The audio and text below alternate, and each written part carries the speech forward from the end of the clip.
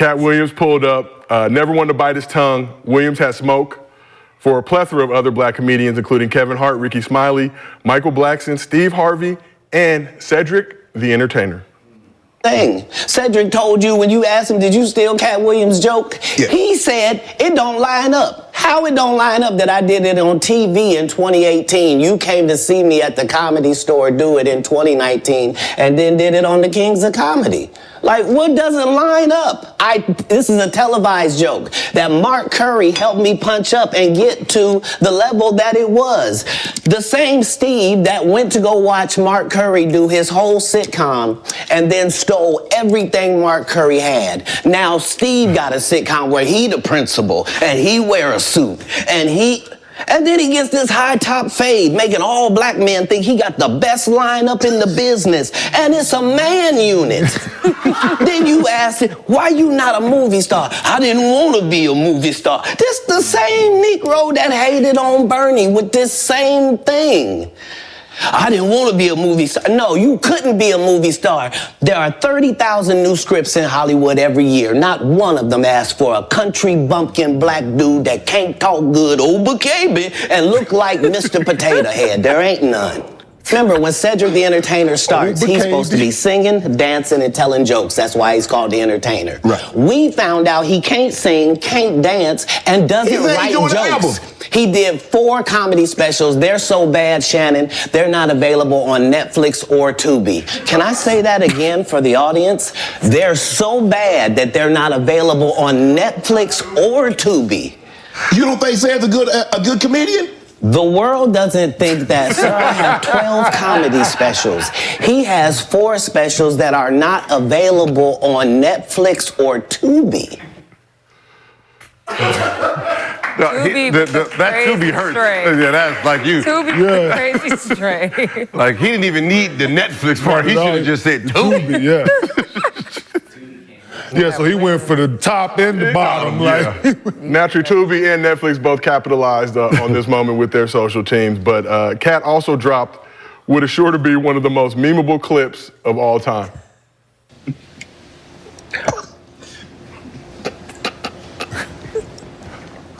You having an unnatural allegiance to losers is not like you.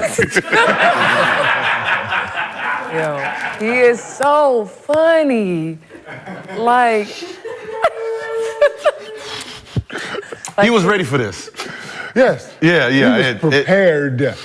And that's the thing, that all the dominoes were set up for him just to kick them all down. What? It was pitching violence. It was a batting practice in that bitch right in front of him. He knocking them bitches out the park. He's a crazy storyteller. Did y'all believe that he read 3,000 books every year as a child? No. I don't know. 3,000 books? I don't know. That's what he said. Cat in the Hat? Like, I'm just saying, like, how do we fact check? How many pages? That's what I'm saying. He like sandwiches ridiculous things in the truth, and you're like, maybe he did. That makes the best comedy, though. I mean, 3,000 kitty books. That could happen. It's only 4 pages. He wasn't talking about no kitty books, though. Even if I don't agree, I'm just gonna keep it to myself because I don't want to get packed up like these gentlemen. Hey, man, I believe that he read all 3,000 of He came with the clip fully loaded. What's funny is the joke he's talking about, I know it because I used to laugh at it when it came out. The 98 joke when the music too loud and black people don't turn the music off. And they doing the cranking, right? And then he got to get out of the car and push started it. So I know the joke. I'm like, and then when Ced did it, I'm like, oh, it's kind of the same. So I was thinking that back then. Yeah, if you're a fan of stand-up. But here's the real issue.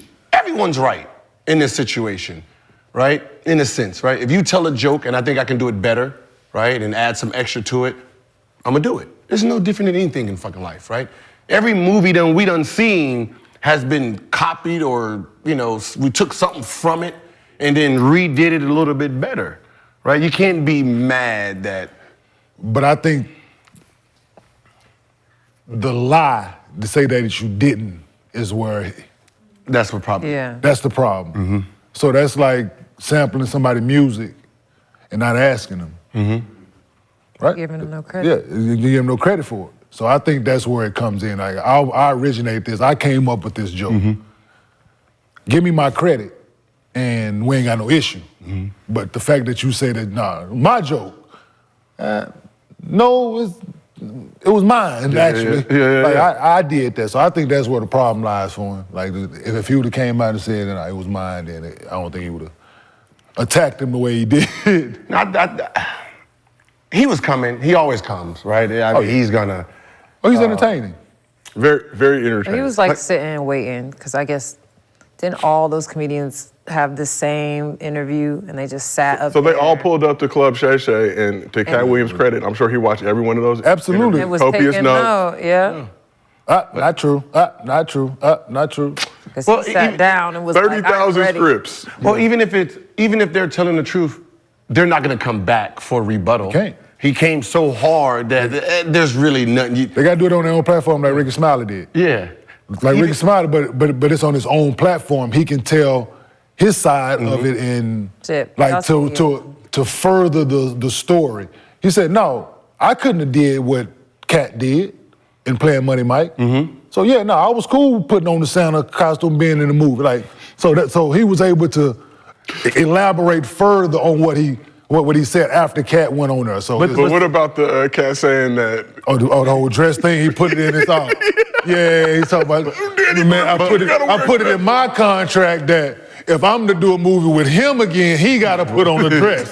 But you know when you got that kind of power? Yeah. When Ricky Smiley said that he tried out for Money Mike, and Money Mike says his thing, that could have happened, right? I'm going out for this part, right? They're like, okay, we like you, and then he come in and do a better job. Absolutely. And we're like, yeah, we're gonna take you for this job. This fits your personality. This fits his. For sure. Right? So we got another role for you. So that's what I'm saying. They all could be telling the truth. Absolutely. On it. Yeah. But who's doing it the funniest? Katt. Okay. Oh yeah, now could nobody have played that part? No. Other than him. So Katt versus Kevin Hart, one-on-one battle. What? Who's funnier? 59. I mean, they just got not even funnier. They just got to go at each other. Now here's 10 rounds. Now here's the problem. The only person that can top this interview would be if Kevin showed up. The reason it is because Kevin holds the trump card. And that trump card is when you was on top of the world, you was the diva that was turning down roles, doing this and doing that. How long somebody gonna do that before they move on? Absolutely. I took that role, right? You had you and your team, right? Red and all those guys. I watch everything. You have your group, right? You didn't put your group in a position to be successful. I'm putting my group in situations to be successful. Don't be mad at me because I'm doing it. Don't be mad at me because I'm taking the roles, and the roles I can't take, the first person, my friends. So, the Red Cup boys, some of his writers, they got their podcasts, right? And Katt Williams' group is not, and they're funny too. You know what I mean? So it's more of you getting mad at me because I did what you were supposed to do, right? You was thinking about yourself, I'm thinking about everybody else. That's the trump. That will be the trump card here. Yeah, it will. Yeah, But he got to be funny. He got to be funny with it though.